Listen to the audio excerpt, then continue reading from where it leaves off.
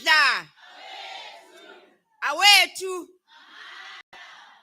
Viva bomama, viva. Viva bomama be-NUM women, viva. Halala bomama, halala. Kumnandi kubala. Nice to be here. I was a Women's Month was.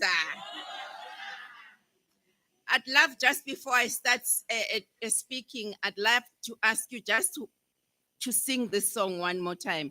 Lelizwe, elamakhosikazi.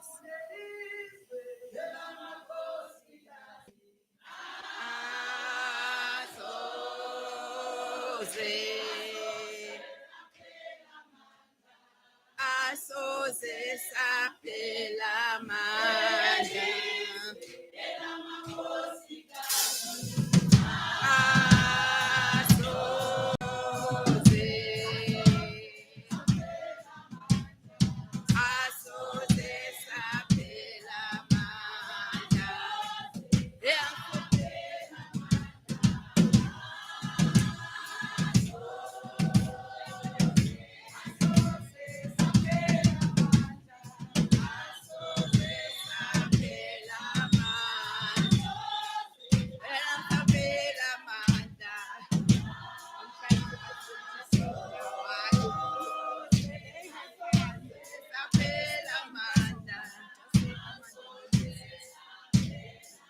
Amanda!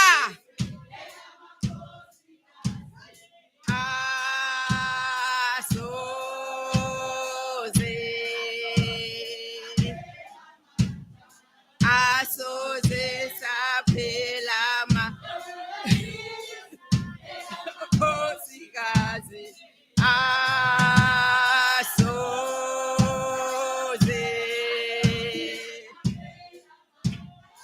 Asoze saphela amandla.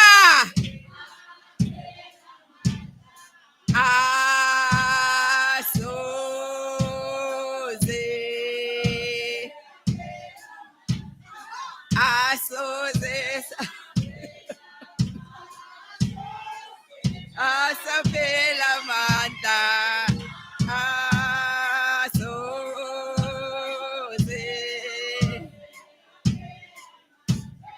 Asoze saphela amandla.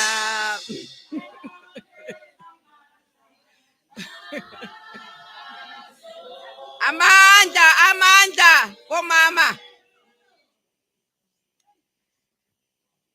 I'd like to thank you for this opportunity for us as the Department of Women in the Presidency, for women, youth, and persons with disabilities to come and address you. I bring greetings from our Minister Sindisiwe Chikunga. Amandla. Awethu. We're not going to be told what to do ngemizimba yethu, because we are leaders in this country. We are not only leaders in this country, we are leaders in the world. Without us, there are no human beings. I'd like to salute you, my sisters, and some of our brothers amongst us, for choosing to go where other women never dare to go, for going under the ground and showing our resolve and showing we can do it, and at times even do it better. I'd love to salute you for standing up today for women who are abused in the thinking in their homes, thinking that they are protected, but are abused by their own spouses, and at times even abused by their children, because there are women that are abused by even their children. That's why we're standing together with them and standing in the gap, praying for them, but not only that, saying we are coming out in public to say, we are with them. I'd love to salute you, women. Today, it's about us as women. This month is about us. We are saying, let us go back to Ubuntu. Let us remind each other that a child is brought up by a village, not by only one woman. That's why when our parents, when we used to grow up, were seeing us going wayward, not only our parents, our neighbors, they would give us a hiding, and you still go home and you get the second hiding. But now we are saying, because of the laws that are here today, we are saying we are not going to give our children a hiding, but we are going to tell them. We are going to tell our boy children, we are going to tell our men that enough is enough. And we are now standing up and saying, we will not stand and look on and watch when our other sisters are abused. Human trafficking is real. Abuse at work is real. Let us have a voice. Let us stand up and stand up together as women and say, we are not going to allow this in our watch. Not in our watch. So let us all stand up together as women and go back, I think, to our olden times to say that wathinta abafazi, wathinta imbokodo, uzokufa. Thank you. Ngiyabonga kakhulu for this opportunity that you've given us. The minister is with you. The presidency is with you. We are just right now very busy with the national dialogue. Otherwise, our minister would have been able to honor this.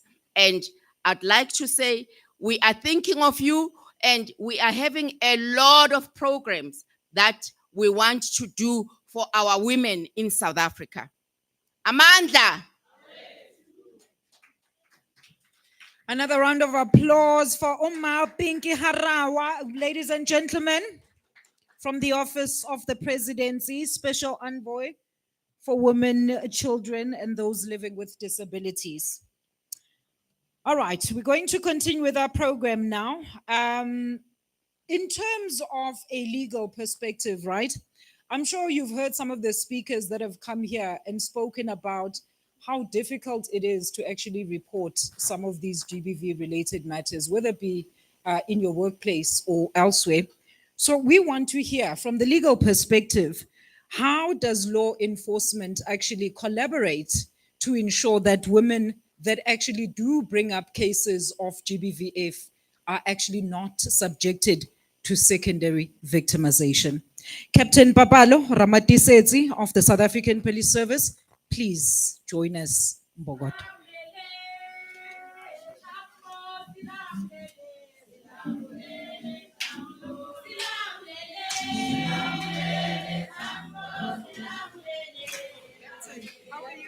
Good and you?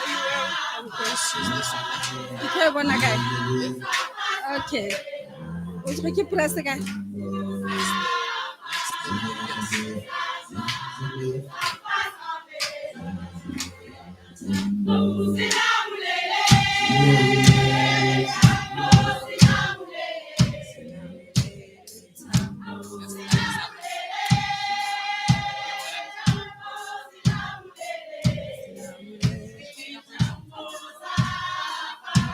Yeah.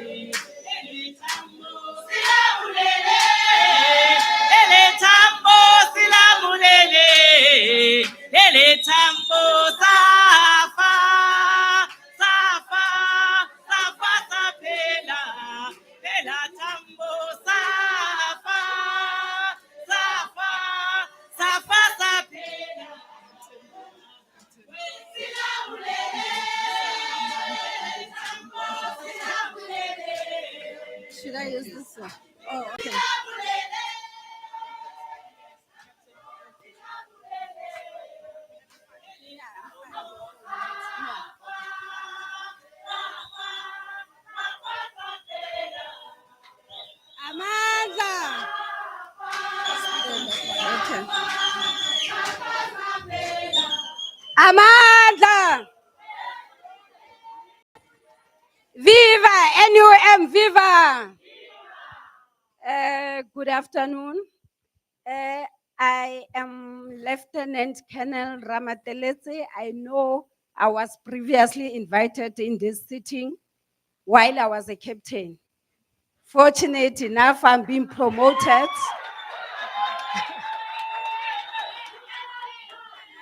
I'm a colonel now. I'm with, when I was invited, I thought of Sergeant Matabisa. I'm with Sergeant Matabisa. She's our social crime prevention coordinator.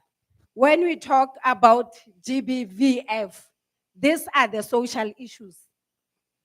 So she's the one, when you feel that you are not happy with the service that you receive at the police station, when you come and report the issues of gender-based violence, be it the child who's using drugs, school, anything that has to do with social issues, she's the right person. Sergeant, can you please stand up?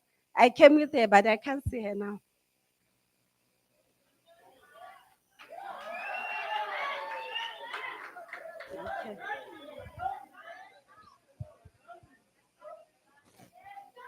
Kim Sajo.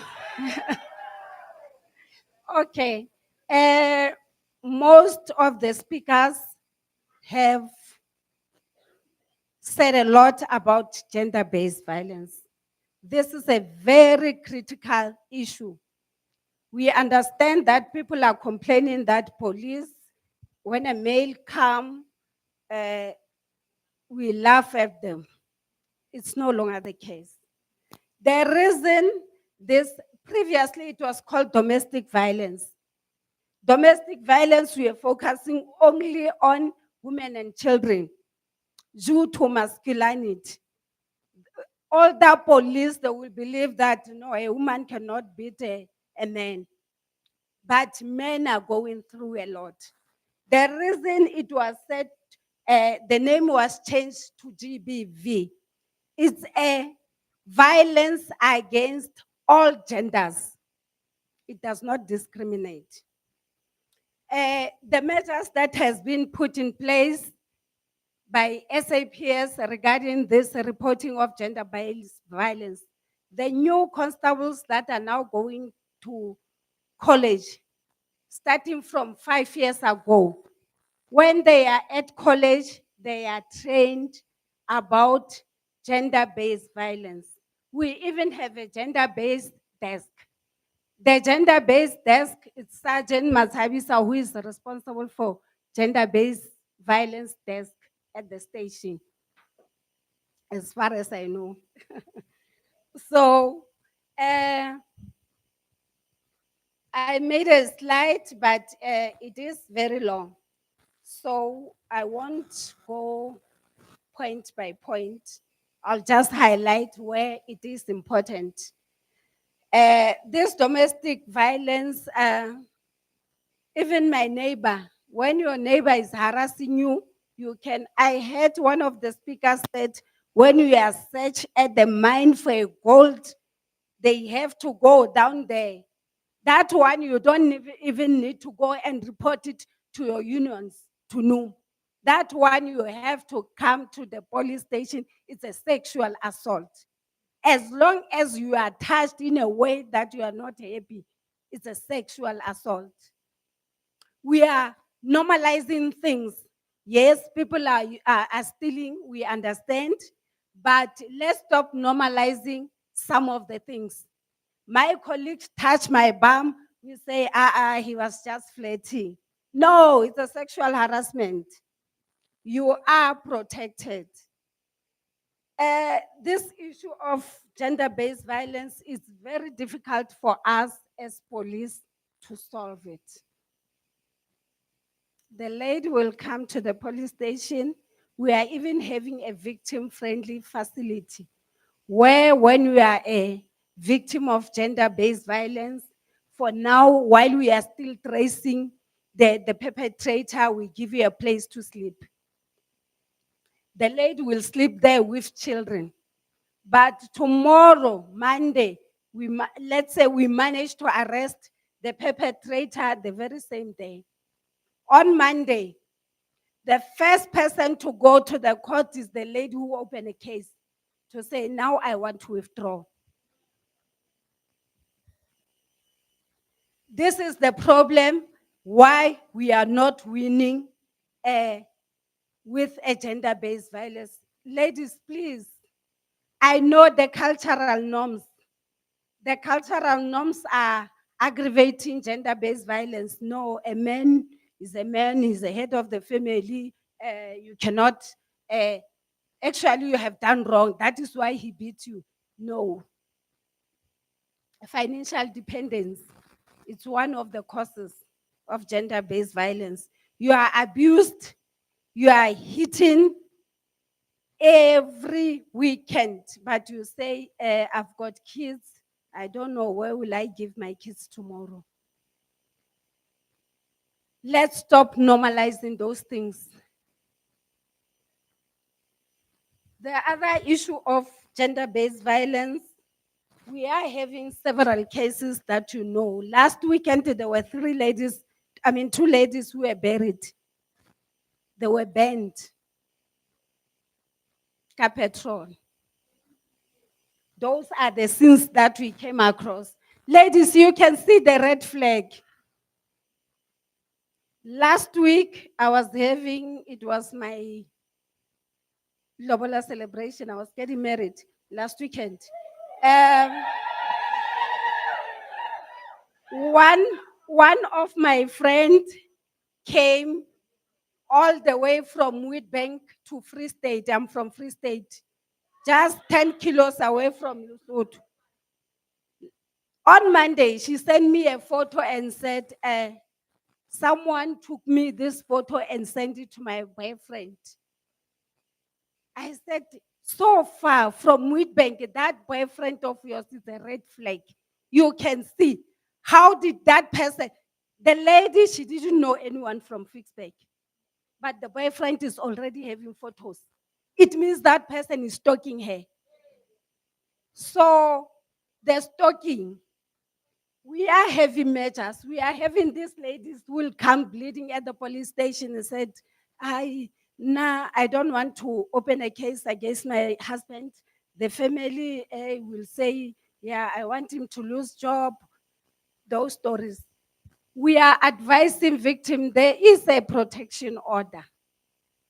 You can still go to a police station, a court, and apply for a protection order. It's your right. If you feel that you want to be killed by your husband, you don't want to open a case, there's still another option to go to court and apply for a protection order. I know there was a lady who once said to me, if I applied for this protection order, is it possible to cancel it? You just start applying. Why do you ask about canceling it? These family meetings, that's the thing. At court, you will apply for protection order. This protection order is just a document that will protect you, that will make your case heavier when you open a case of gender-based violence. Immediately when you cancel that protection order, your case is taken as normal, like any other one, any other person. And then tomorrow you see the person, the perpetrator. I don't want to say the husband or what, the perpetrator, because it might be a female, it might be a child, it might be the parents. You see the person walking on the street. And these ladies, you don't tell people the truth. There was a lady, she came with one of our colleagues, she's a traffic officer, saying, police, we don't assist her. But immediately when we start taking the brown docket and open a case, she left the police station. Tomorrow, the husband beats her. The neighbor said, let me take you to the police station. Always she tells the neighbors that I was at the police station. The police did not refuse to assist me. We are having a non-compliance of domestic violence. If it happens that I assist you, I didn't assist you in case of domestic violence, I can be charged and dismissed.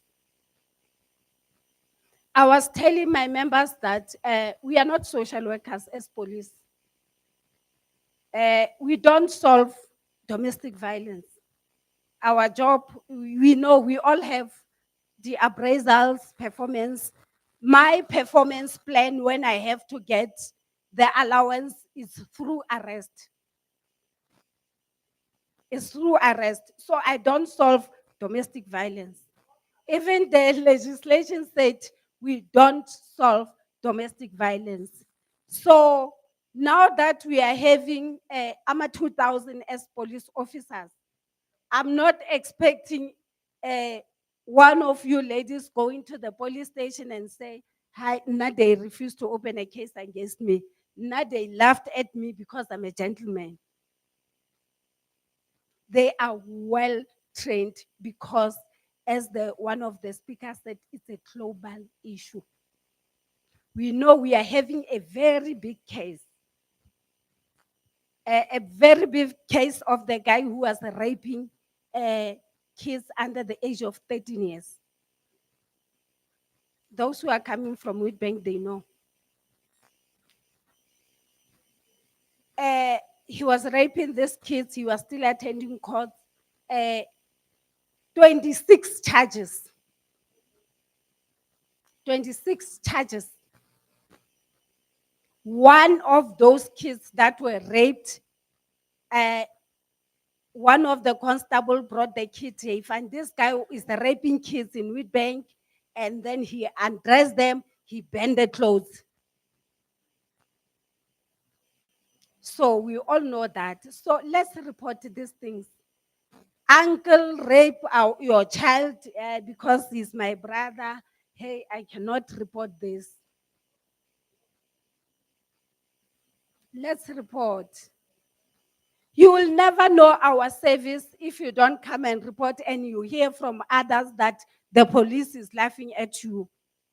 That is why I've said the cultural norms. Ay, man, ka Sesotho hothwe monna ha lle ke nku. Men don't cry. O ka se lle, ha lle ke nku. Those cultural norms, men are suffering. I once saw a man who was beaten by a lady. I couldn't believe my eyes. I said to him, who beat you? She said, it's my girlfriend. I said, aye, you are lying. They didn't mark you on the street. I said, mm-mm. And then they went and arrested the lady. So that thing of we are laughing at you, it's a myth. Because this is a pandemic.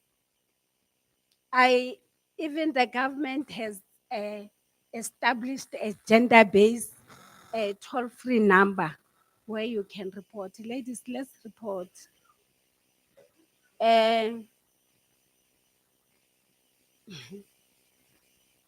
I'm not sure if Sergeant Mathabisa wants to add, or is there any questions?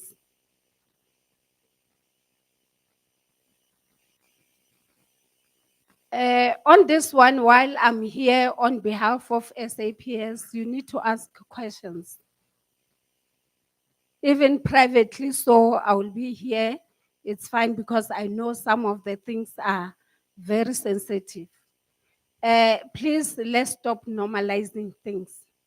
She was raped because she's wearing a miniskirt. We are living in a democracy. I can wear whatever that I want to wear.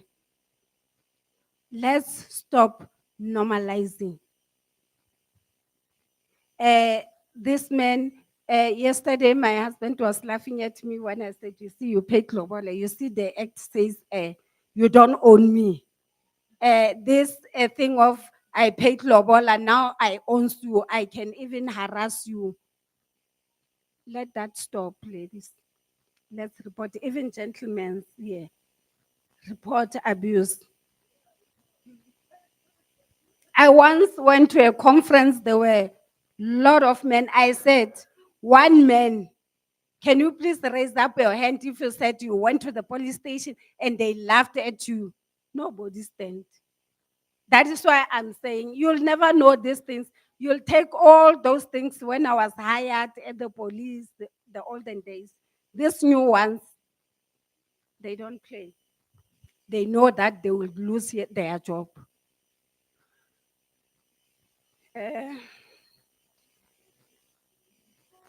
Any questions?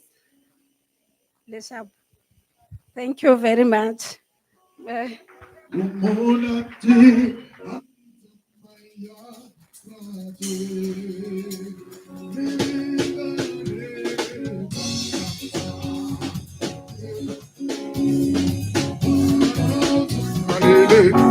Ta ta ta ta ta ta ta ta ta ta ta.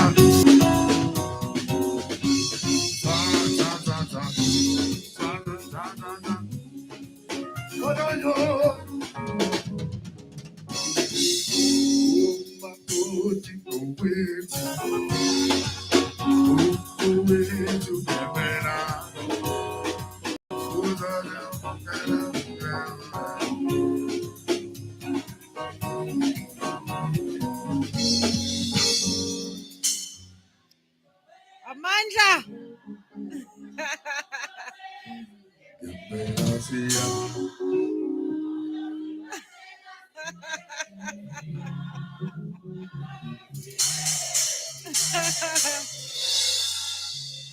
Angisantandi nje ladies. Sasiyashadisa khona la. Ladies, thank you so much for that. Is it General? General, thank you so much and congratulations on your promotion as well. Besmazi as a captain, usekhulisiwe. I think we must give you a round of applause, ladies and gentlemen. And just to also assure you, ladies and gentlemen, we will be having a panel discussion. So some of those questions you can actually field when we do sit for that panel discussion. All right, I'm going to move along now and call on Miss Fatila Brovko, who's from the Mine Health as well as Safety Council, just to talk to us about, of course, their work through the Tripartite Alliance and GBVF mitigation policy, talking to us about the current direction in the mining sector. Let's give her a round of applause, ladies and gentlemen.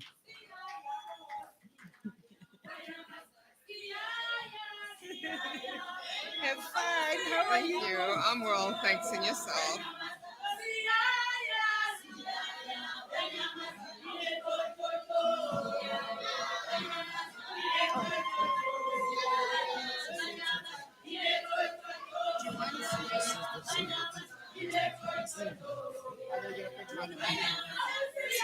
No, this is fine.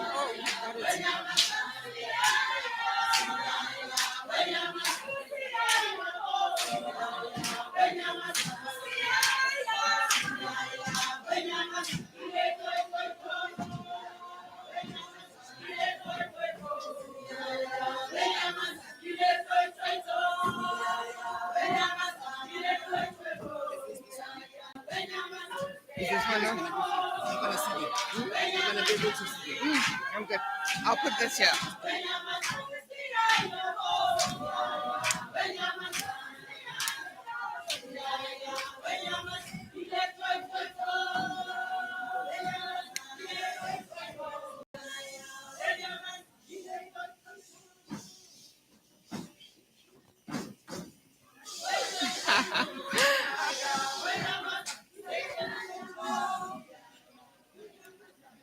Amandla.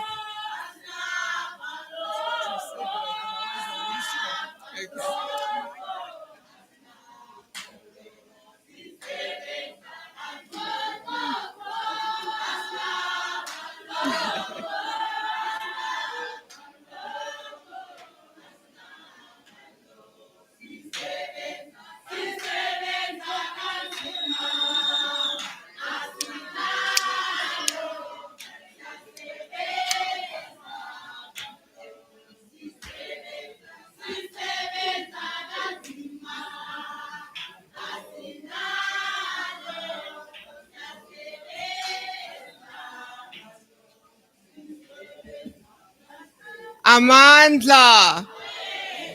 Awetu. Thank you so much for the warm welcome. Good morning, well, it's afternoon already. So good afternoon, program director, leadership from various institutes and companies, esteemed guests, and then yourselves, my beautiful colleagues from the NUM. It's really an honor for me to speak to you today about, or for me to join you at this launch. And as a member of the Mine Health and Safety Council, which is a tripartite institute consisting of the state, labor, and organized labor, and then the employers as well. So our role is to provide policy direction and research based on guidance on the health and safety in mining. And today, I want to share with you how research into GBVF in the mining industry has informed the MHSC's policy direction and how through tripartism, we can implement meaningful change on the ground. Right, so just an introduction of the Mine Health and Safety Council. We're basically a statutory body under the Mine Health and Safety Act, and we advise the minister on health and safety matters within the mining industry. So we do research, as you can see, we promote a culture of health and safety, and then we also review and develop policy, regulations, and procedures. But at the heart of what we do is our vision, which is zero harm for mine workers and communities affected by mining. So when we talk about safety in mining, we often think about accidents or occupational diseases, but safety is broader than that. It includes the dignity, the security, and the protection against violence, especially gender-based violence and femicide. So for us at the Mine Health and Safety Council, safety means every worker, particularly women in mining, must return home unharmed and respected and protected. Right, so tripartism. As I've mentioned, we were established on the principle of tripartism, where government, organized labor, as well as employers work together. So tripartism ensures shared accountability, a collective approach that avoids fragmented responses, a collective responsibility for policy, for practices, as well as implementation of those. And it also ensures ownership, accountability, and sustainability. Now, tripartism matters in the context of GBVF because no single stakeholder can solve GBVF alone. Employers provide workplace structures, organize labor, mobilize and protect workers, and the state ensures compliance. Now, together as a tripartite, we create a system of shared accountability, one that is stronger and more sustainable than any other party acting on its own. Right, so in 2013, the Mine Health and Safety Council commissioned a study on the assessment of the state of women in mining. And the findings were really sobering. We found that many women in the mining industry still reported sexual harassment, violence, and intimidation in their daily realities. We found that facilities such as lighting, ablutions, PPE were not designed for women, increasing their vulnerability. Reporting systems were absent or very weak, and that led to serious underreporting of gender-based violence cases. And survivors often face the stigma, retaliation, or loss of employment when they spoke out. So the result was a workplace that often undermined women's safety and dignity, and a culture where trust and productivity were compromised. So recommendations from this research was that we needed a multifaceted approach. We needed clear policies and procedures, survivors support services, infrastructure that is safe and gender sensitive, and training to help build awareness and accountability. And this research laid the foundation for the guidance note that we developed that was previously mentioned by our program director. It showed us that GBVF is not just a social issue. It is a core health and safety issue that affects the productivity, dignity, and human rights.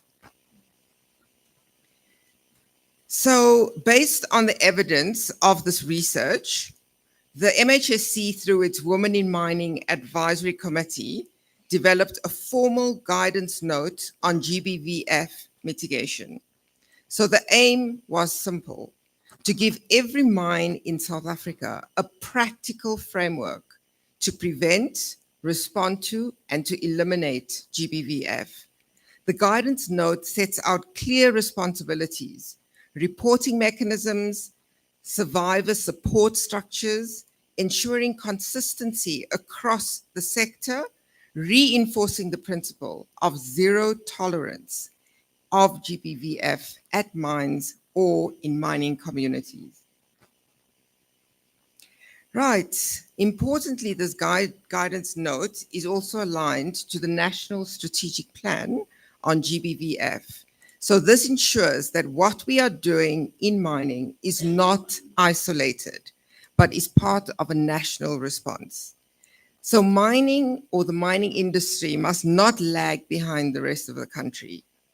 We must be leaders. We must demonstrate how our industry can take evidence, can build tripartite consensus, and act decisively to protect women. Right, I'm just going to go through some of the aspects of this guideline. Number one, the employers are expected to take the lead. They are expected to develop and enforce GBVF and sexual harassment policies.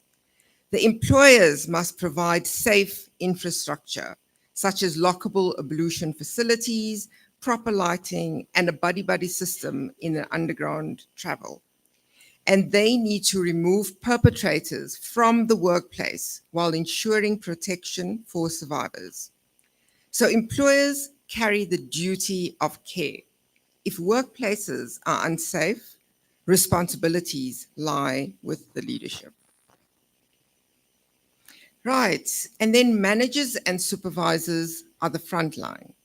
And so they must be trained on GBVF and gender mainstreaming. They need to enforce safety and security measures. They need to enforce policy consistently. And they also need to ensure that survivors are referred to health and wellness programs. They need to monitor and review reporting systems. And the reality is that policy means nothing without implementation at a supervisory level. For employees, the policy doesn't just end with management. Workers or employees themselves have a responsibility to report incidents through confidential channels, to support the survivors of GBVF, and to participate in awareness and training programs. And that's where trade unions or organized labor plays a vital role, because you guys ensure that workers' voices are heard and are holding employers accountable. And that's why your leadership is so important today, because without worker involvement, this fight cannot be won. Right, so every mine must have a clear sexual harassment and GBVF policies. These must not just sit in the drawers. They must be displayed, they must be explained, and integrated into daily operations. The policies must be reviewed regularly, and GBVF awareness must form part of the induction of all employees on a yearly basis. So the goal here is to move from compliance on paper to living policy that shaped the workplace culture. Right, and then policies alone do not change culture. Training does. And so managers must be trained on survivor support and gender mainstreaming. All employees must receive GBVF training during induction and refreshers, and survivors must have access to counseling and referral services. So partnerships with communities extend the support beyond the mine gate, recognizing that many incidents affect workers both at work as well as at home. Right, so to give effect to this guidance note, each mine must prepare a GBVF implementation plan. It must be clear, it must have clear structures and responsibilities, a schedule of programs that will be undertaken, budget allocations, as well as reporting systems. Monitoring is also important, and mines must submit an annual GBVF progress report that talks to policy updates, to training that has been delivered for that year, to survivor support provided, and implementation activities that they will be undertaking. Right, so to truly address GBVF, we must support the woman in mining holistically. And so appointing GBVF ambassadors and gender focal persons. We need to ensure confidentiality when reporting, as well as survivor care. We need to upgrade facilities for women, and we need to build partnerships with health, justice, as well as community organizations. So I'm heading towards the end of my presentation, but I want to bring us back to partnership. And NUM is critical as the voice of workers in ensuring accountability, awareness, and survivor support. So the Mine Health and Safety Council provides the policy direction as well as research and frameworks. But together, we can ensure that GBVF mitigation is not just another compliance exercise, but a worker-centered, tripartite-driven transformation of the workplace.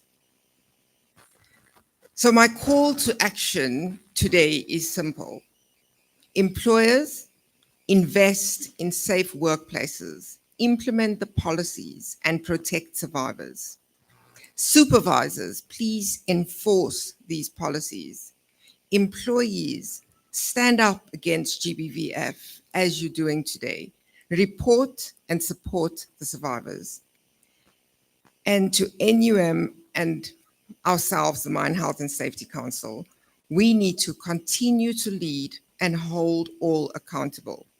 Because together, we can say zero tolerance for GBVF in mining.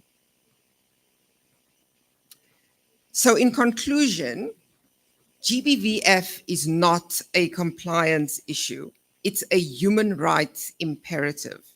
And mining has the opportunity to lead the way in showing how research, policy, tripartism can transform workplaces. So at the Mine Health and Safety Council, we reaffirm our commitment to safe, inclusive, and survivor-centered workplaces. And together, through tripartite action, we can end GBVF in the mining sector. Thank you for your attention, and thank you for the invitation.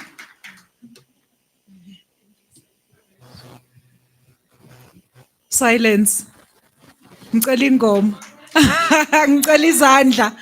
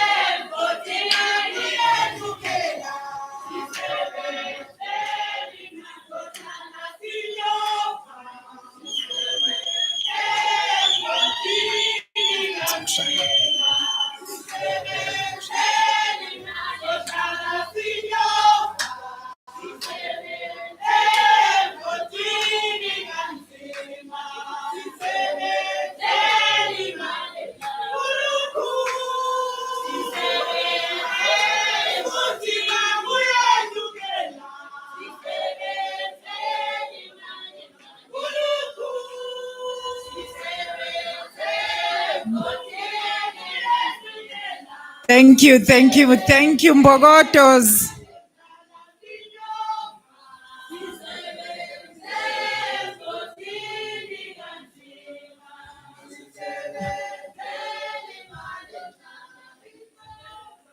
That is actually a very sad song, hey?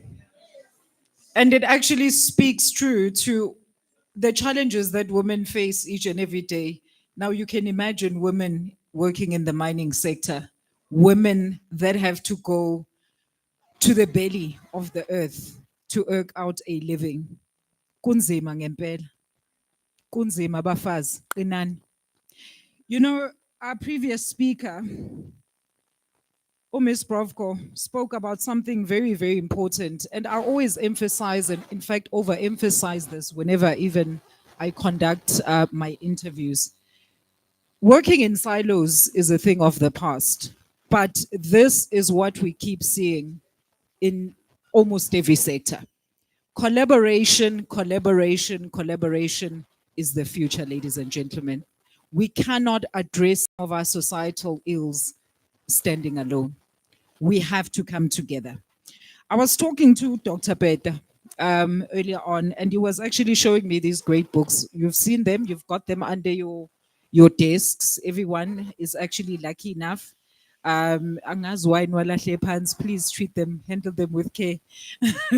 And some of your leaflets as well. So we're just talking about how great it would be, because we hardly ever hear about education specific to GBVF VF at primary school level, from grassroots level to high school level to tertiary level.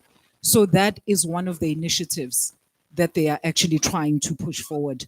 But I'm not going to tell you all about it. Dr. Beta has been waiting all morning for this opportunity. And Dr. Beta, once again, thank you so much just for entrusting us to come and be part of this great initiative. And I rose my hand and I said, come rain, come shine, I'm going to take a day off work. I'm literally going to come and facilitate this discussion, because nobody knows more about what women go through, whether professionally or otherwise. You know, ladies and gentlemen, we had a special focus during the start of this month. A speaker here was saying that women are still being oppressed in any kind of sector. We had a special focus on one of our shows. And we were interviewing women in mining. Ladies and gentlemen, women in farming, I beg yours. Women in farming are still getting paid with a bottle of wine. It's 2025. It is happening. It is a reality. I'm not making this up. These are some of the stuff that we've just literally made to be part and part of our society. We cannot accept this to be the norm. Ladies and gentlemen, without any further ado, let's give a resounding round of applause and warm welcome to the founder and CEO of the Africa Civic Education Foundation, that is Dr. George Peta, to talk to us about the civic education program and what it fully entails. Ladies and gentlemen, I trust you.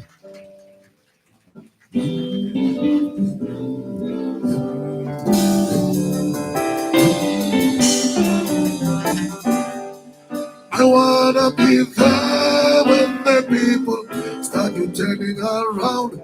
When the triumph over poverty, I wanna be there when the people with the battles against AIDS. I wanna learn heaven. I wanna be there for the holy. I wanna be there for the running. I wanna be there for the victims of violence and abuse. I wanna learn the head. Send me to Mamina, yes, Jesus, to Mamina, Izoya, to Mamina, yes, Jesus, to Mamina, Izoya. Yes, it is the lady, Yamapa City, Yellow City. Yes, it is the lady, Yamapa City, Yellow City. To Marina, so yeah. Peter, to Marina, yes, he said, to Marina, so yeah, Peter,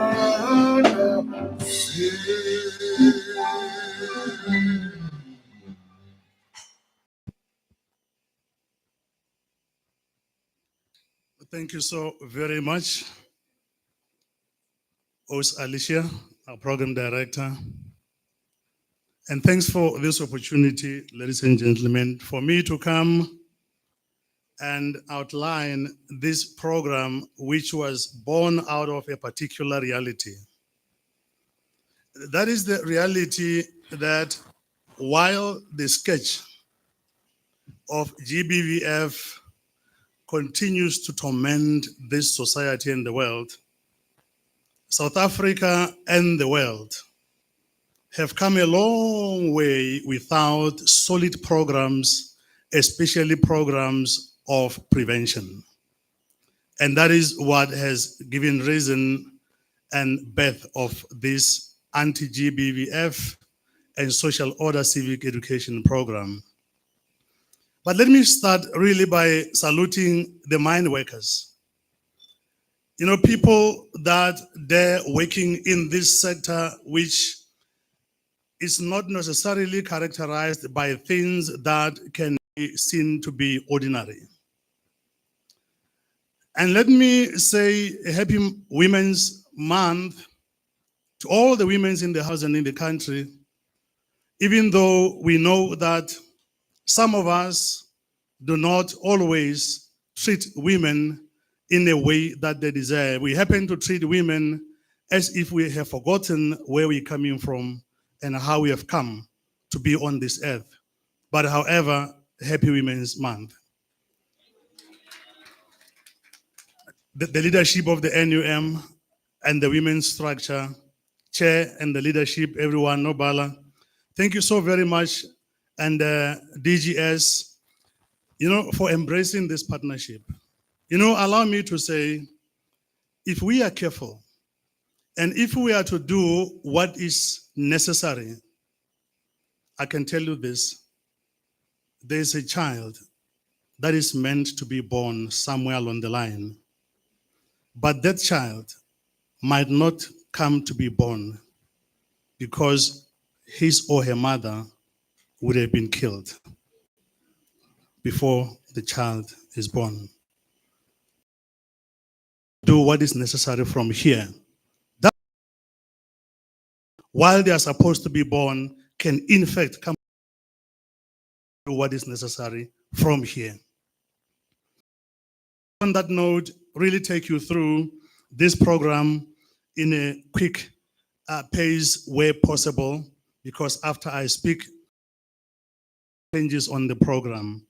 Allow me, ladies and gentlemen, really to start here and remind everyone that GBVF, the problem that has brought us together here to say what can we do, it is not a narrative.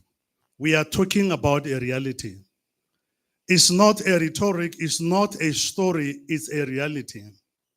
It is a reality because if, according to research,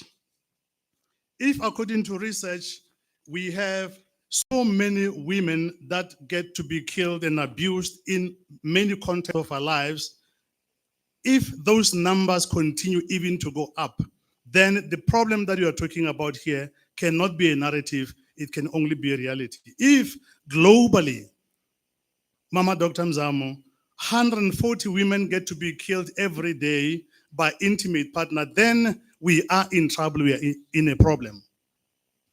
If globally 776 million women were subjected to physical and sexual violence in the year 2023, according to this report, then it means we are not talking about a narrative, but a problem. If 16% of our young women aged 15 to 24 have experienced this violence in that reporting cycle of September 2022 and September 2023, then it means December 2024, 1,473 sexual offenses were registered and 11,803 includes rape cases. So if these are the stats, colleagues, that define and outline this problem that we are talking about here, then we cannot think that we are dealing about an ordinary issue. We are dealing with a serious problem. And what it says to us. And every time in this environment of struggle, when we say Amandla and we say Awetu, Nobala, to me, rings a bell which says, in fact, we are facing a new struggle, and that is a struggle for social order. We are facing a new struggle to socialize and re-socialize society so that we can go back to the normal order of life and the normal order of human life and character. We are facing a new struggle, hence this program. I'm looking at the situation,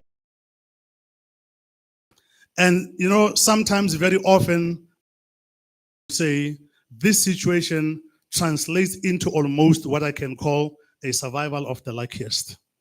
Why am I saying this? I'm saying this very often.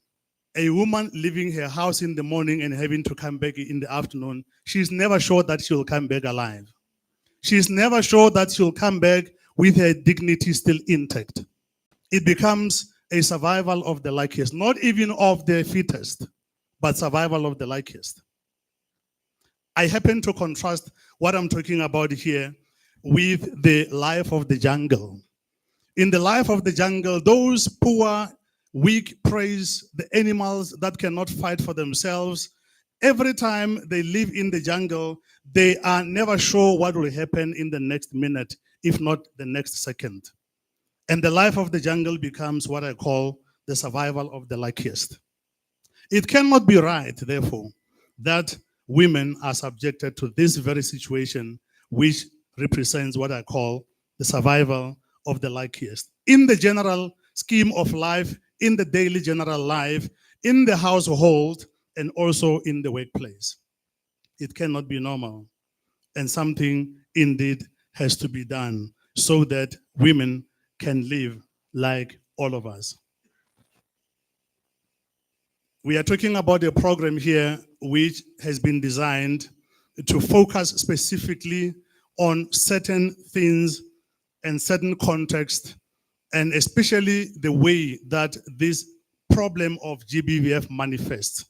And this program outlines this problem in this following way. We are talking about and we are addressing the issue of physical abuse. We are addressing this problem by focusing on emotional and psychological abuse. And we are looking at this problem through the lens of materialistic abuse. To touch on this too quickly, if not all of them, physical abuse. Ladies and gentlemen, maybe the question really is, but why would men they do to women and children?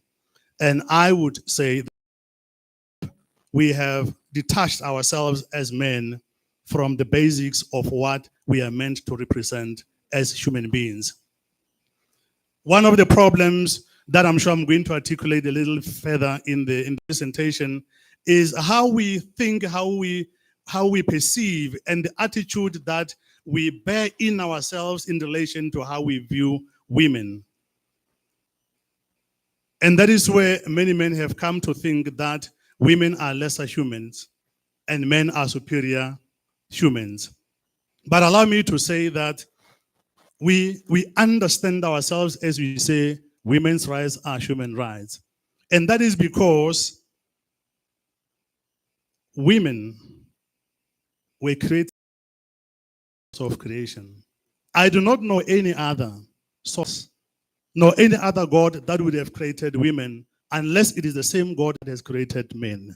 Therefore, we deserve to enjoy the same dignity. Let me talk about materialistic abuse a little bit. Two things quickly. You know, we are coming from a history that has taught many of us that women were not supposed to work, to go to school, to go through programs of socio-economic empowerment. Only men were supposed to work. And it is on this note that we have come with this program to say, and one of the things that has to really resuscitate and socialize the normal order of thinking about what women deserve in the context of socio-economic development is the fact that it does not have gender. Economy does not have gender because poverty does not know gender. Therefore, if men are supposed and are deserving to work and to go to school and to develop, therefore women equally are supposed and they deserve to be to participate in the course of socio-economic development. Allow me to talk about this issue, materialistic abuse, again on this other element. Ladies and gentlemen, we are not only affected as workers. Our children, our daughters are equally affected by things that are manufactured by men who have chosen to be abusers, but hide behind a smoke of what could be seen as ideal. You know, abusers are very creative. Abusers are very creative. And they are so creative that they are so good in contaminating what is divine. They are so good in contaminating what is divine. Dr. Mzam, this is what I'm talking about. I've come across and I've seen pockets and luxury cars. And as they come close to our daughters, they say to the daughter, I want to bless you, and not saying the truth that I want to abuse you. Those are men that come to say to the daughter, I want to bless you, instead of saying, I want to use you and abuse you. That is how crafty these people are, and that is where our daughters find themselves in situations that they would have never have chosen for themselves. But allow me, colleagues, then to say, why is that wrong? It is wrong because if I am to listen to anyone who would call himself a blesser, Mama Harawa, before anyone would want to talk to me about something that is called, and he want to call himself a blesser, we have to start somewhere, Dr. Mtebijane. We need to start by, before you call yourself a blesser, come, let's argue and argue about what is a blessing, because the last time I checked, which is very recent, my dictionary told me that a blessing does not come with trade. It comes with a grace. What you don't have and you need what I do have, therefore I give it to you for free. And I move on. Immediately I come to say, you give me this, I give you this. It is not a blessing, it is sugar-coated abuse. So anyone who dares argue with me to say he's a blesser, we start right there. Unless we have not gone to the same school and we don't use the same dictionary. My dictionary, the last time I checked in the last 5 seconds, it still says a blessing comes with grace, but not with trade-offs. We got to start there so that we can sanitize this society from these elements that comes with great waste of evil destruction of our people. We got to start there. I was very happy with the Mine Health and Safety Council articulating the policy position. And I was very happy when I had, for the first time, I think in 2020, realized the development of the National Strategic Plan on GBV. That told me that this country has got direction to follow in terms of programs to mitigate and address and combat. Therefore, we have a program in this policy framework which says everyone has got the right to be and everyone has got the right to human dignity in every context. I'm talking about our constitution. I'm talking about our national development plan. I'm talking about our national development direction on GBV. I'm trying to be fast in the interest of time. Let me talk about the crux of this program. Ladies and gentlemen, this is a program that has been developed to address and accelerate pillar number 2 of the National Strategic Plan on GBV, which is about prevention. And it is so aligned with the policy direction of the Mine Health and Safety Council on GBV mitigation. The program is currently being rolled out in the TVET college sector, and we are also training beneficiaries in the community colleges, the CET colleges, and also NPOs in terms of capacity building. And the point and the crux, was Alicia, of the program is transformation through civic education. It's about changing the mindsets of our people. It's about changing mentalities of our people. It's about changing human attitude, and it's about changing human conduct. It's about changing of the culture of this society. And that is how boys and men view women. Here is a problem in terms of how men and boys happen to view women, and especially girl children. You know, the problem, Dr. Mdebian, is in the skewed attitude of some men. The problem is that when some men see a woman coming, before they see a human being to be appreciated, they see a body coming.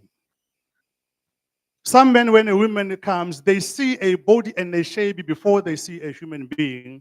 And as a woman comes, they see gender before they see a soul to be appreciated. In the end, they think are born and are meant to be used, not abused. That is where the derailment comes in. Therefore, we have developed this program to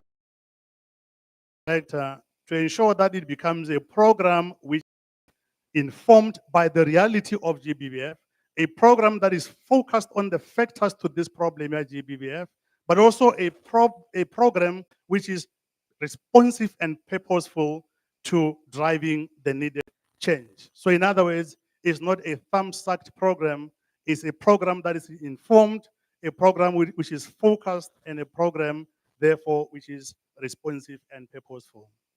One of the things I would like to share with you about this program is that um, it's a program that is supported by material. The booklets that you have there on the floor, those were booklets that were not bought from the shelf.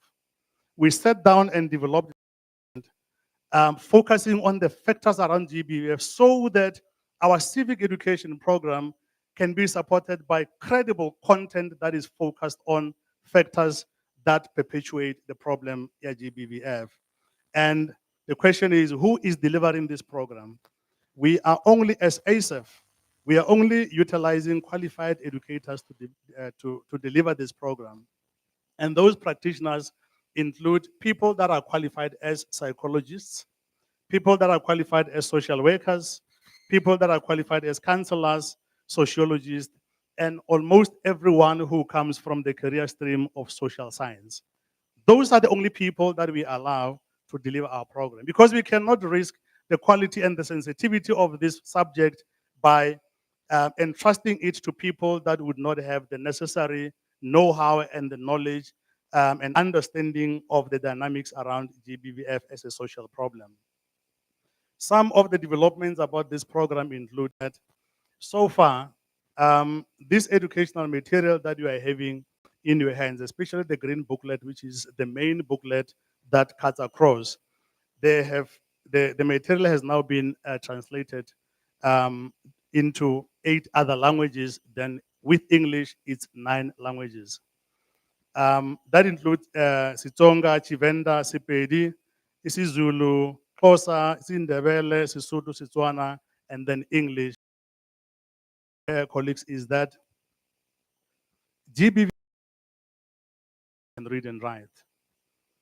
The mining sector not only have people that can read and write, especially in the foreign language, especially English.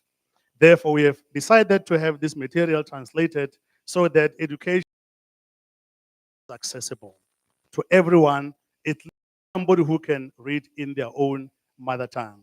And the development of the program, therefore, has been supported by a high level of emotional and spiritual process of healing. You don't open wounds unnecessarily. How do we deliver? Number one, we conduct educational. Number two, we develop and provide induction packs for employees. Number three, we do educational campaigns. And number four, we provide educational material. You know, in terms of, I have seen with the Mine Health and Safety Council, I was happy to see that there's a focus on employee induction and refresher training. And we are here to say this is a program that can therefore help that course of induction and refresher training in the name of mitigating the scourge of GBVF. I'm here to dream. Dr. Mzamo, I'm looking forward to this country whereby as you get into any workplace, you would come across educational material like the ones that we have, and you grab and read and you get empowered. I'm looking forward to any space in government, in public sector, in the transport sector, in the tourism and hospitality sector.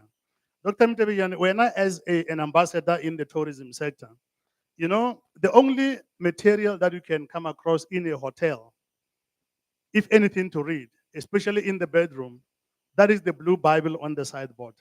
And I can say to us today, that Blue Bible is not helping us.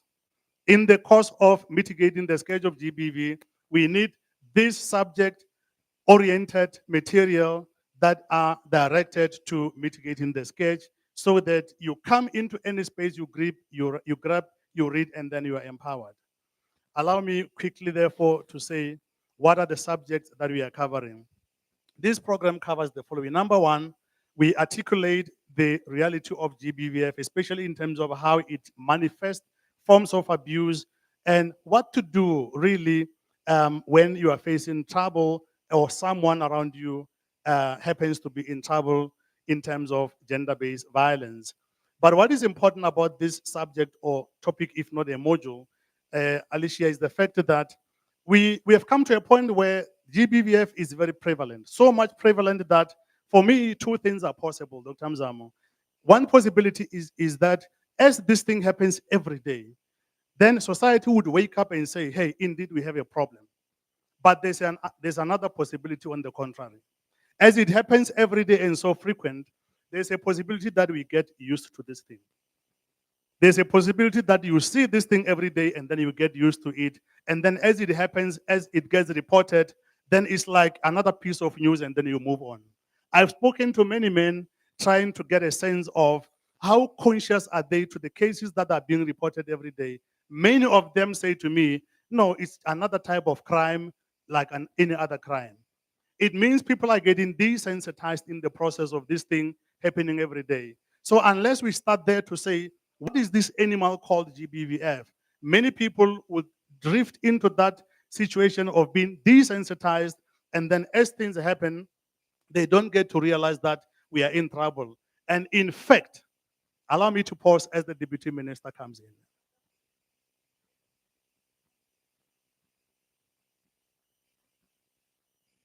If we can rise to receive the deputy minister.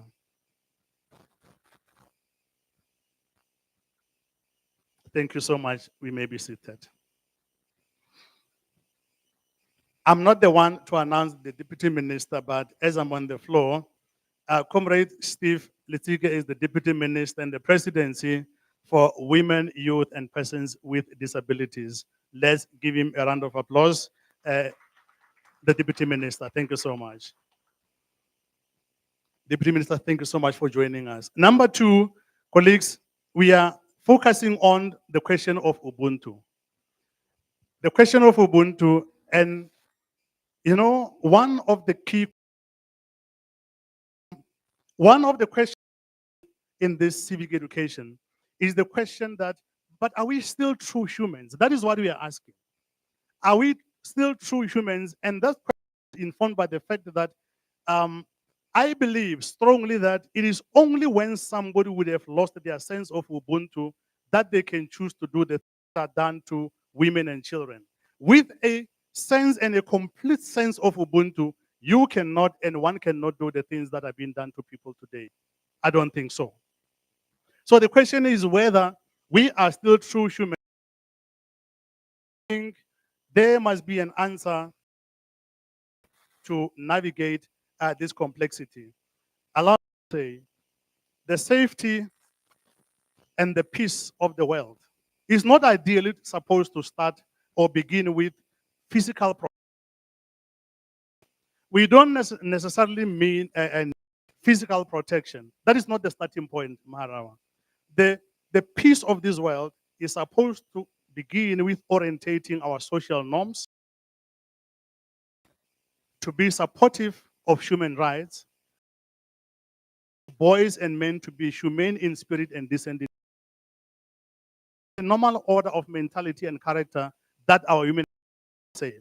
And that is the crucial and the center of Ubuntu. Therefore, what I'm saying here is that, colleagues, life is not going to give us what we want, but life is going to give us what we are. So the things and the character that we position ourselves to adopt, that represents the kind of life that we are going to experience. And I'm not saying that victims are victims because they are misbehaving. I am saying that in the broad realm of life, the kind of life that we are going to experience going forward, and as always, is going to be informed by what we choose to be. Therefore, allow me to say, if there is a place, if there is a place that we are abandoning as a society, but to our own detriment, that is the place called Ubuntu. I am saying we need to go back to. I believe if we were to go back to that called Ubuntu, I believe and strongly believe that 90% of the problem at GBV will go away. Because it's only with Ubuntu where a father can see a daughter as a daughter, but not something else. It is only with Ubuntu that a senior in a workplace can see a junior as an employee and not an object of some sort. It is only with Ubuntu where a manager and a senior in a workplace would get to understand that a female person does not need to sacrifice themselves to get a promotion. It is only with Ubuntu, therefore, that women and men can live in harmony regardless of who is watching and who's looking. That is the issue of Ubuntu. That is why, Deputy Minister, to interrupt you, we have crafted this hashtag, I am Ubuntu. This is a hashtag that we want to really mobilize in the country so that it becomes a social everyone. If I say I am Ubuntu, it means I know that I am saying I am a true human being. We have crafted this hashtag, and this is one of the things in moral values. The issue of relationships. That is one of the things that we are addressing in this anti-GBVF and social order civic education program. Why intimate relationships? Here is the beginning of the problem. The beginning of the problem is when marriage is misunderstood as a process of a man buying a woman to control, as opposed to a partner to collaborate with. Many men are still stuck in that mentality. I paid lobola, I have married, it means I have bought a woman that I can come and control.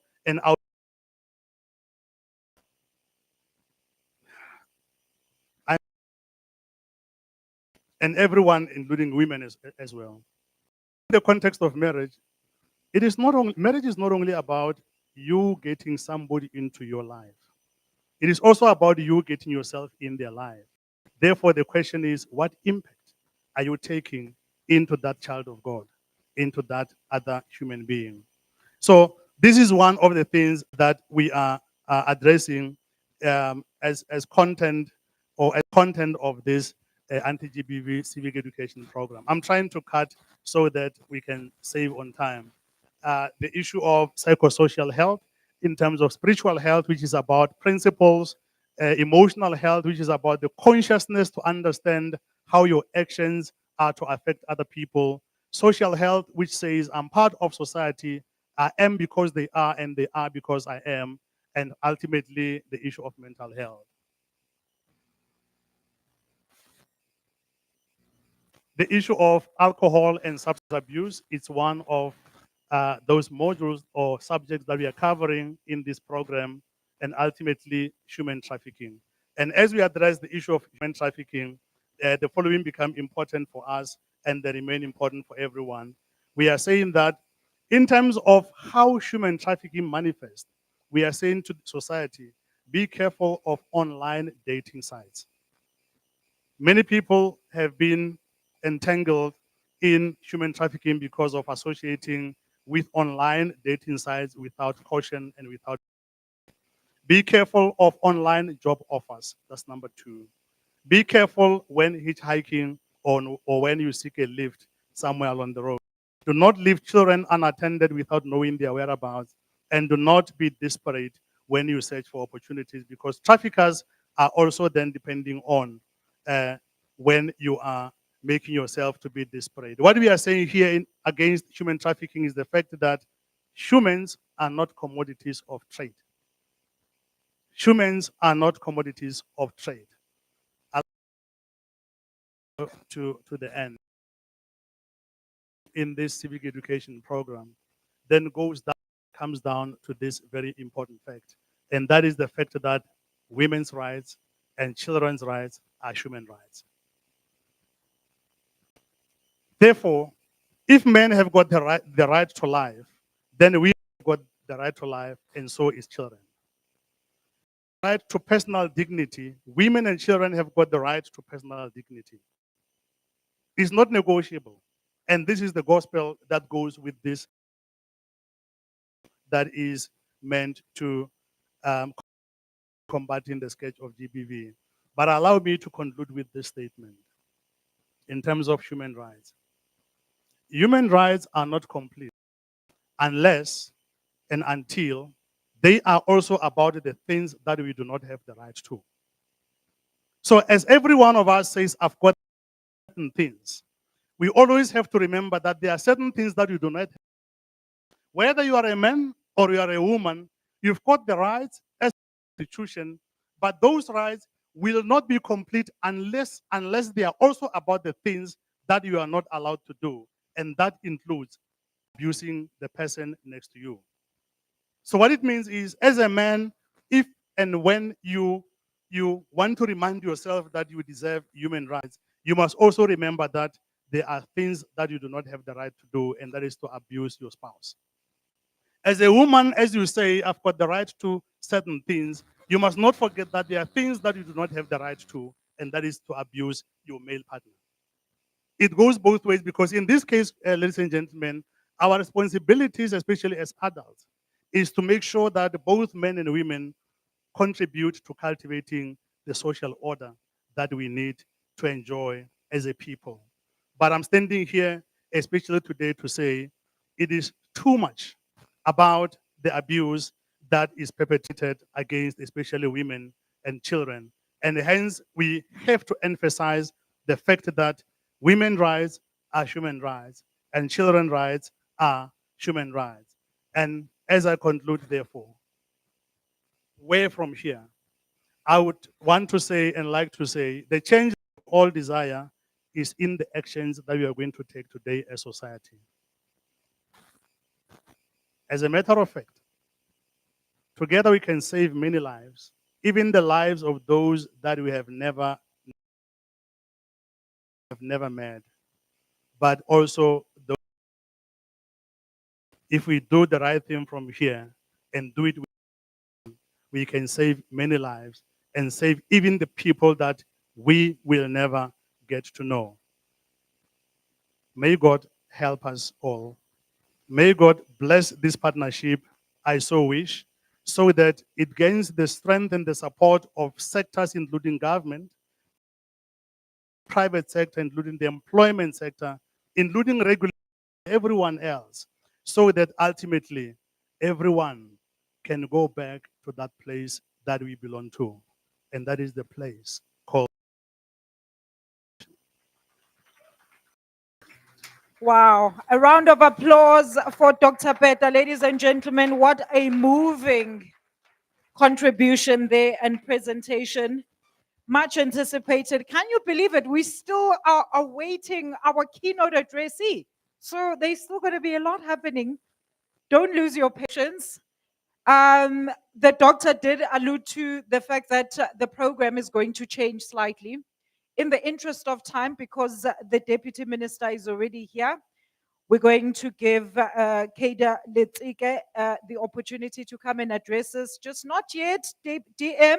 I'm going to ask you to just hang tight so that you are officially called and introduced by Mrs. Basetsana Ndlovu Hasane, so that you can just give us a little bit of your contribution into today's sitting. And thank you so much also for making time and thinking about us on this important day. We know that it's quite a busy day today in terms of activations and automizations that are currently taking place.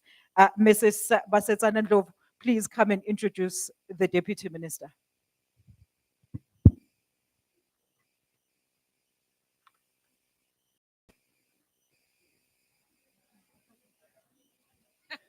Energy level down.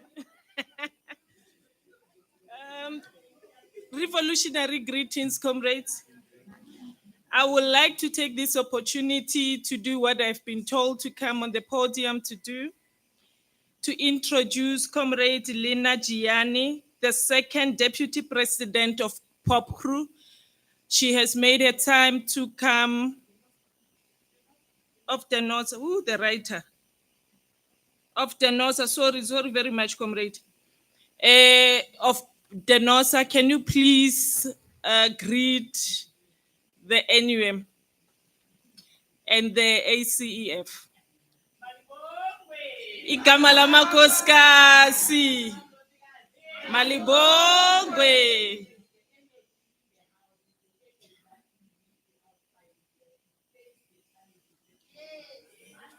Awethu. Thank you very much, Keda. I would like to take the opportunity again to introduce Comrade Mapasika Stephen Litsike, who is our deputy minister from this department, from this house. Our house. Lab, usithola khona. Women, youth, and persons with disability. You must know Utwa Rustenburg. Thank you very much.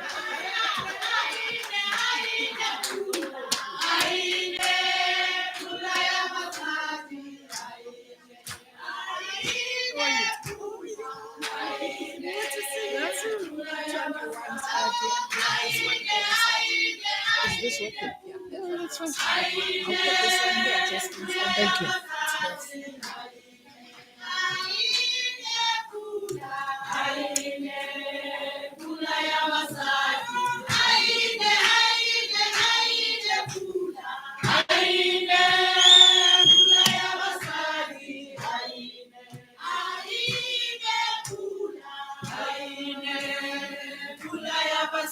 Amandla Malibongwe igama lamakhosikazi Malibongwe igama lamakhosikazi igama lamakhosikazi Malibongwe igama lamakhosikazi Malibongwe Malibongwe Malibongwe, Malibongwe, Amandla. Program Director, let me take this opportunity to thank you, and let me first recognize the leadership and the National Executive Committee of NUM Women's structure, and that we always have an opportunity to interact with and to work with to ensure that the struggle of the women mine workers is heard, but it's also addressed. So I really want to thank the leadership of the women's structure. Let me take the opportunity to recognize Deputy President of DINOSA. Not that only that my partner is a nurse, but also to recognize your leadership of the health workers that continue to be the backbone of our country. Representatives of COSATU, I do see Comrade Gertrude, who's coordinating our gender focal work of the Federation. Let me appreciate the CEO, of course, and the CEO, Dr. Josh Petter. It's lovely seeing you here. And I was happy to walk in that moment where you were talking passionately about things that we need to do.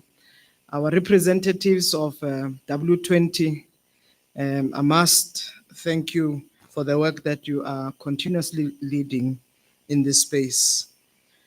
Comrades of our National Union of Mine Workers, NUM, and the delegates of the women's structure, let me appreciate this moment that we are conversing and we are reflecting on what we need to be doing.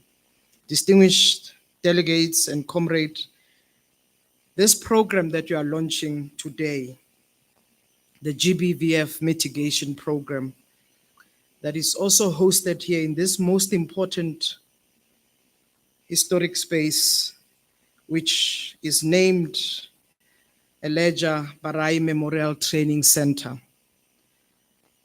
And you are having this gathering during Women's Month. This marks a very important point for us as women, abafazi, basadi of our country. I must apologize that I could not join you the whole day and even after this event. And those of us who are serving in the presidency are required to attend to the national dialogue supporting President Ramaphosa. But I'm happy that I could take this moment, run out, join your session, and then I will be going back.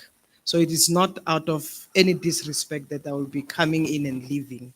It is because of the other duty and commitment I had.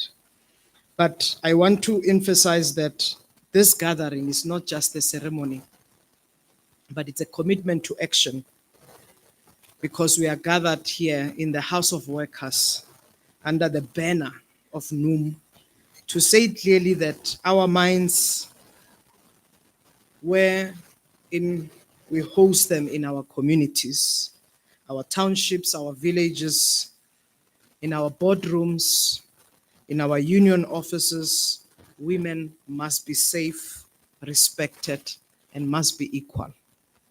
South Africa's mining industry is the backbone of which our modern economy was built. It remains a mirror reflecting our deepest fractures.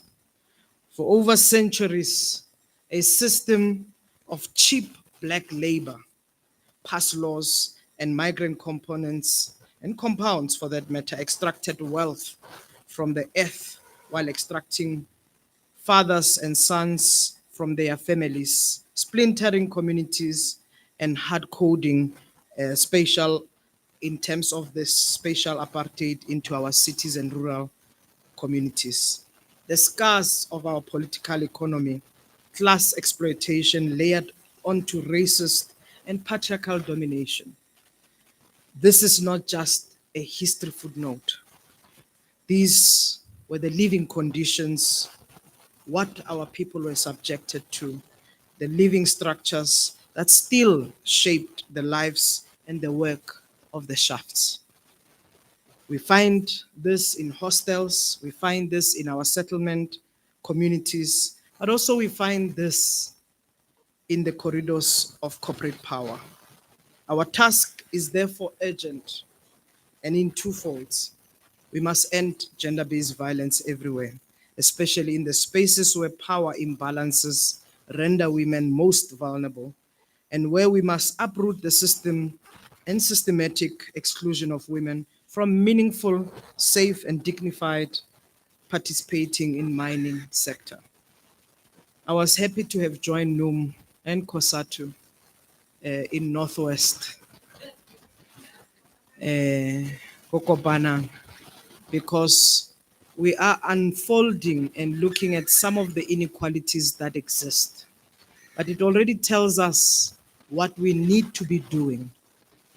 Rona as Basadi, we have to be careful. We have to be watching what is happening in our name.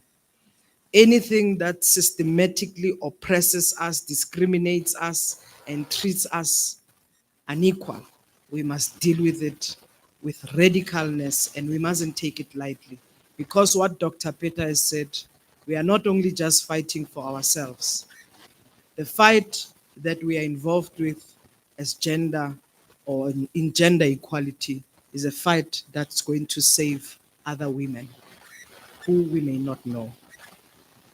So we must confront and transform the mining sector by centering women, by centering youth, but also center persons with disability, including LGBTI persons.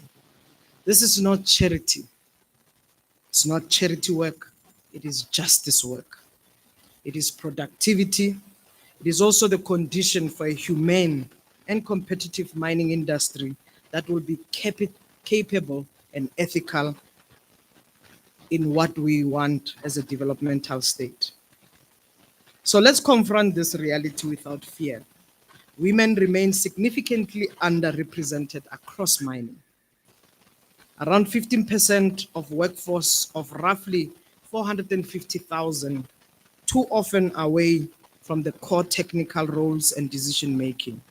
At the same time, the Minerals Council and Women in Mining program has placed bold markers on the table to double women's participation, to move towards 30 to 40% of the workforce and 50% of management over the next decade. I'm not sure if we have a decade to wait, or shouldn't we deliver these targets now?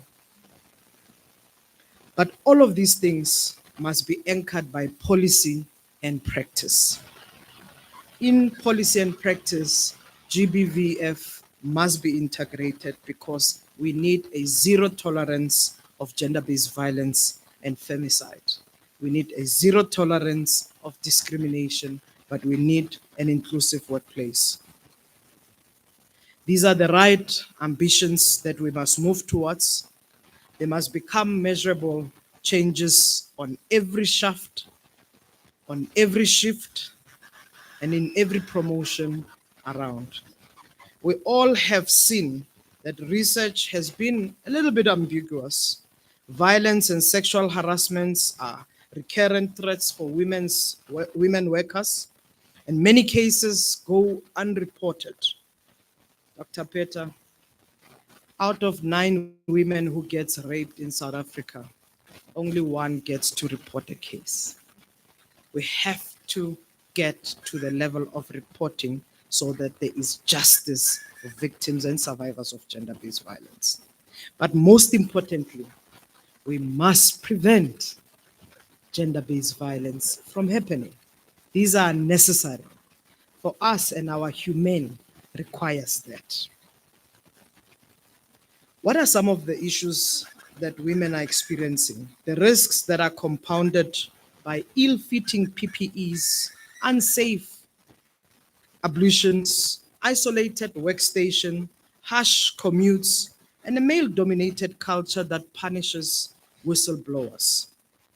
We have become to close, in fact, we have come to close some of this gap through mandatory code of practice for the selection and provision of PPE for women in mining, and through guidance of managing GBVF safety and security in the sector.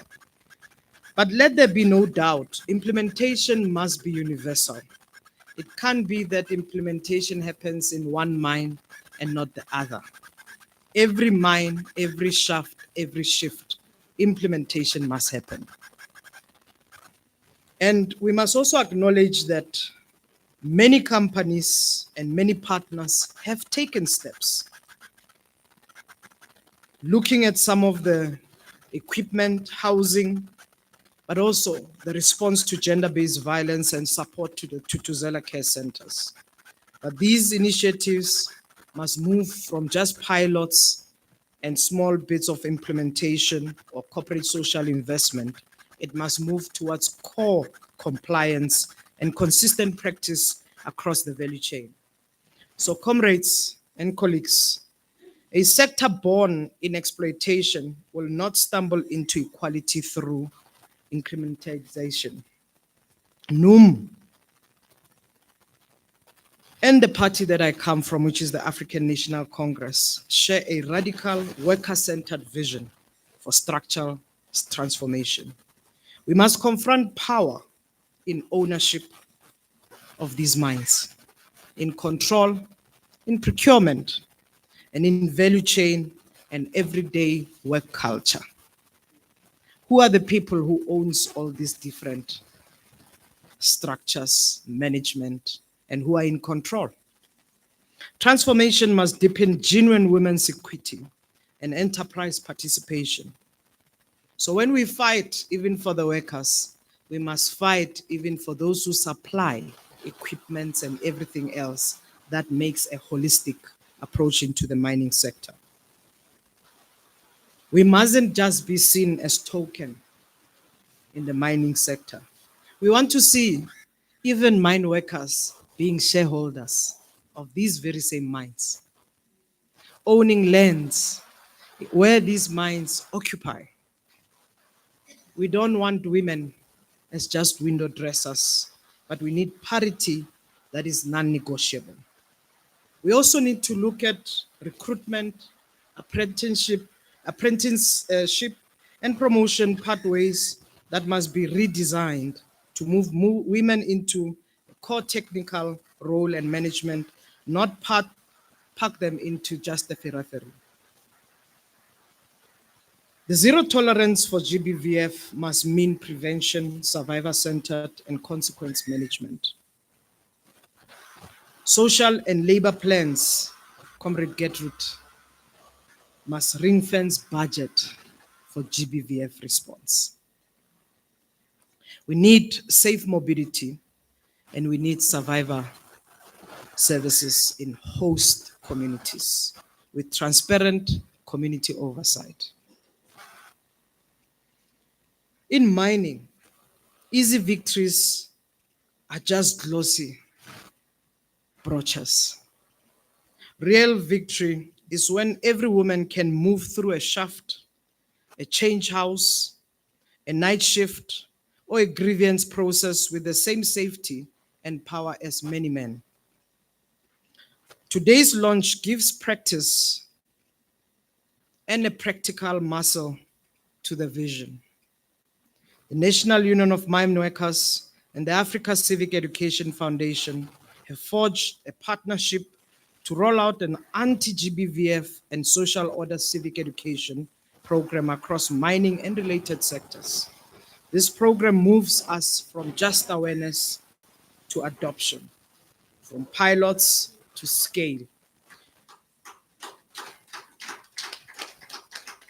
It brings education workshops into workplaces, integrates induction packages so that every new worker understands their rights, responsibilities, and pathways to help, deploys visuals and materials that are visible on notice boards and in lamp rooms, and run calendars linked campaigns that keep momentum alike across the year. It also provides us as an advocacy tool to secure employer adoption and establishing joint monitoring, evaluation, and support that we can measure uptake, identify gaps, and fix them fast. So I look forward to what this program will help in terms of transforming the sector. It is my wish that no worker should be left out. Contractors, visitors must be reached. The program's focus in comprehensive, the lived experiences, and drivers of abusers. We must look at all of these issues. We must deal with Ubuntu. So indeed, Dr. Peter, you are right. If we are to reflect Mobutung Barona, we may actually do better. Because it speaks about dignity, it speaks about equality for all. Indeed, I was happy to see that big part of this program will look at mental health. The total wellness of people is important. The dangers of alcohol and substance abuse, the courage to speak out, and the urgent need to prevent child and teenage pregnancy is quite important. So we launched today to acknowledge the GBVF as an urgent social emergency, to secure sector-wide commitment, to mobilize employers, to record concrete pledges, and to communicate a clear schedule for activations and rollout across operations. This is a launch designed for delivery. The policy architecture is ready and we will use it. The DMRE guidance note on managing GBF safety and security for women in mining sets out roles and responsibilities and minimum measures, including primary prevention, training with men as champions, as allies, clear reporting and robust monitoring. The 2023 mandatory code of practice on PPE for women in mining compels every mine to provide fit for purpose PPE and to train employees on to use it. The council that President Ramaphosa announced, the council that will be focusing on GBVF, which is the GBVF and Femicide Act, provides a statutory engine that will align business, government, civil society.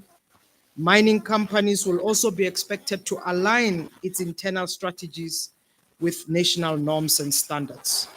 The process is before Parliament on the appointment of the Council, And we are actually urging Parliament to move fast because we need to continue working. But we won't wait. The strategy is there. It must be implemented. But this blueprint must be implemented by everybody to look at prevention, justice, protection, and most importantly, the economic restoration of survivors. This architecture is not for admiration, sorry. It is also for implementation. Inspectors will supervise compliance, and persistent failure will have consequences. From policy to practice. So I table 5 recommendations. And I do so because we have to consider these things as important anchors.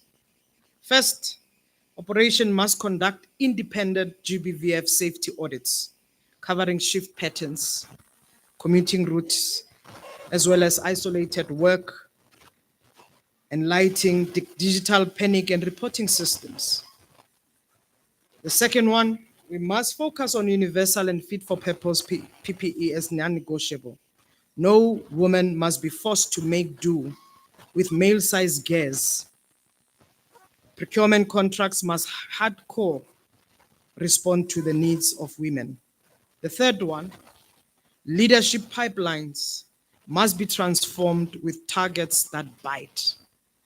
It's our responsibility as NUM women structure to make sure that women occupy those positions in the management area. We must adopt these women in mining targets as a minimum, nothing less than 30 to 40%. But what President always says, we must meet the 50% target. And not only just be stuck in 50%, we can even do more. That's what we must see across the spectrum. The fourth one, again, is the issue of social and labor plans. It's very key to formalize partnership with the Tutuzela care centers or equivalents. Budget for transport, budget for psychosocial support, and train supervisors and union representatives as they are the first responders. The fifth one, we must build a culture of solidarity and no silence. It's not enough that we are going to have only 1 out of 9 to report. We need that spirit of zero tolerance. Any victimization, any abuse, any discrimination must be reported so that it meets the might of our law. But we must also, as women, let's not leave men behind. There are men who are allies to the struggle for gender equality. It affects them as well. We need men to end gender-based violence. We need boys to be reached so that we don't deal with broken men when they are older.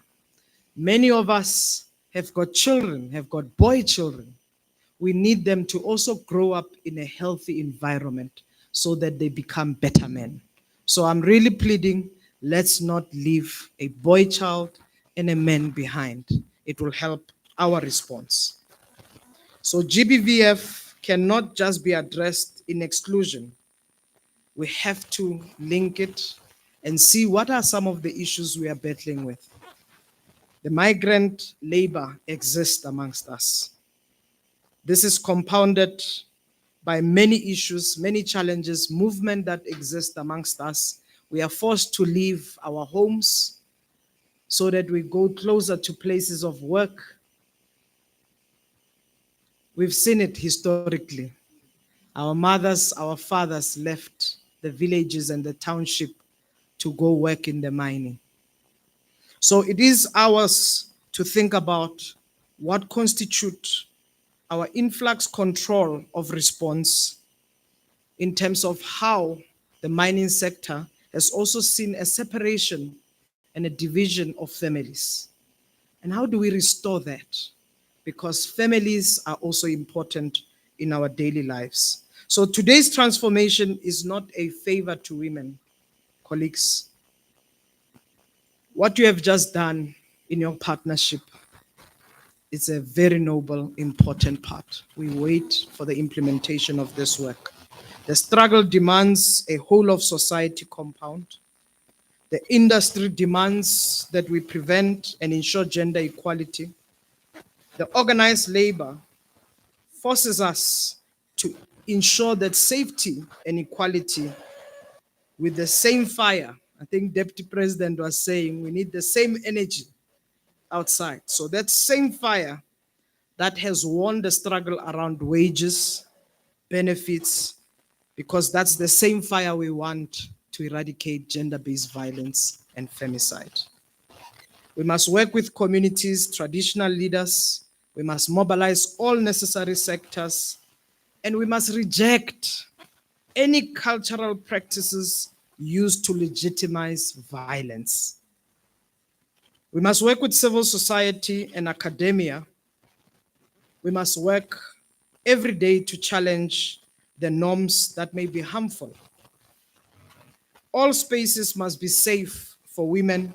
The cage and the control room, the bus and the hostels, the canteen and the classrooms, the clinic and the church and the taxi rank, everywhere, there must not be any kind of harassment.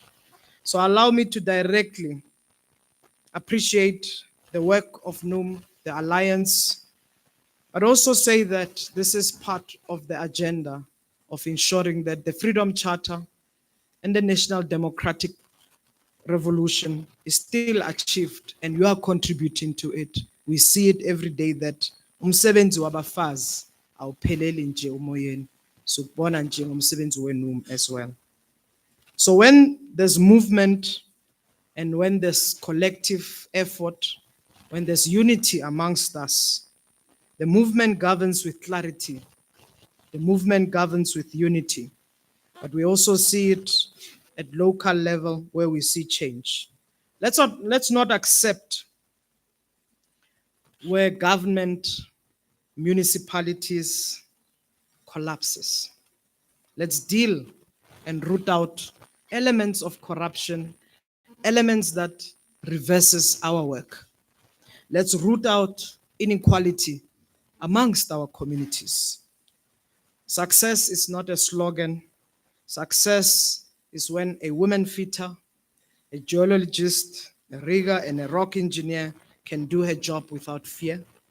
Success is when a survivor in the mining accesses services confidentially and swift, and when, of course, there's grievances, processes deliver justice.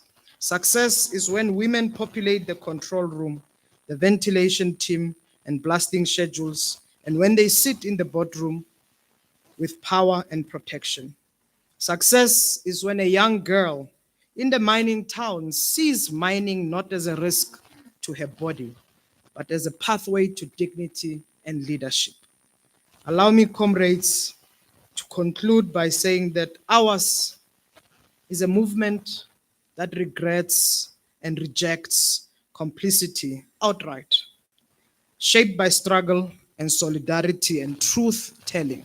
We must always be truthful in our actions. Our movement's promise is transformation. We must live it in our structures, in our culture, and in the power that we hold.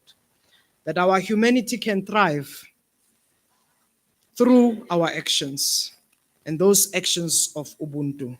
So let me join yourself as NUM, also as civic education, on this hashtag, I am Ubuntu. This is a very important movement. I'm not just looking at it as just a hashtag. It's a movement which I believe and I subscribe to. Like this union, NUM has my support. NUM as a trade union, together with your federation, COSATU, you can count on me anytime. Comrades, it's imperative that we just don't talk, but we act. Move our promises to practice. That every company that publishes its plan, open your books and meet those targets. Every union organized for safety and equality with militant compassion. Every public servant inspect, enforce, and prosecute accordingly. But to every man and women, we deserve a better mining sector, a better South Africa. Thank you so much for this opportunity. Please rise, ladies and gentlemen. Once again, another round of applause for the Honorable Deputy Minister in the Department of Women, Youth and Persons with Disabilities there, Kada Steve Letsike, also calling us to action there to act and do what we can to make a difference. Ms. Basetsana, please come and officially thank the Deputy Minister, and then we can continue with the program.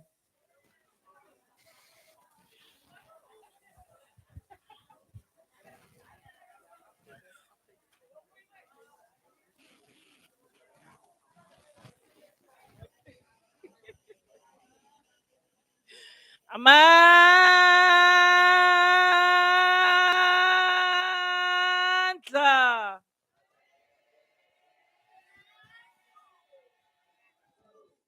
No man, amandla na le matla. Sampele re ka tswella.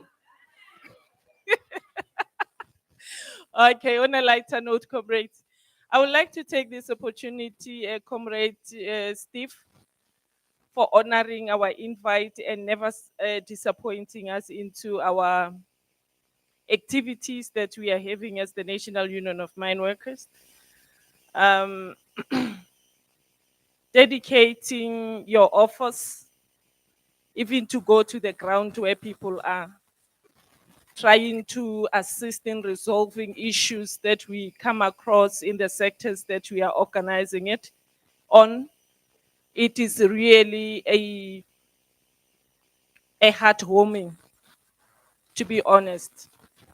On behalf of the National Women's Structure, we would like, and the ACEF, we would like to say thank you very much, even tomorrow. Siyatla modimo ga se seng, Mokgabo. Thank you so much. Once again, ladies, where's the energy? I'm taking you to lunch now. Sanlambil, Sanlambil. Well, I'm about to announce that you are now free to go to lunch, but I want to see you in 30 minutes, please. Ngiyacela, ne? Let's move on our promises to practice. Uyasho UDM, ladies. Uti, move our promises to practice. Okay, I'm going to hold you to 30 minutes. Please go to the dining hall and enjoy some lunch. And then we're going to come back. We're going to have a panel discussion as well as the keynote address. So please, all of you, come back here. Nginifuna nicula nijabule after senisuthi, the energy that we saw early this morning. Okay, see you later.